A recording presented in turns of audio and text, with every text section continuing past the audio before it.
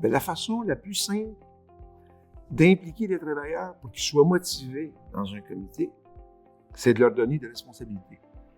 Ce ne sont pas des spectateurs, ce sont des acteurs clés. Alors, le comité, là, c'est pas juste moi, c'est pas juste le directeur. Notre comité de santé et sécurité, nous sommes 4 participants. 2 de la direction, puis 2 techniciens. Et il faut absolument, dans le plus grand respect, que chacun ait son mot à dire de façon paritaire et égale. Et quand un technicien dans l'atelier prend une décision face à un équipement qui est soit défectueux ou peu importe, bien sa décision, il n'y a pas personne qui peut le renverser.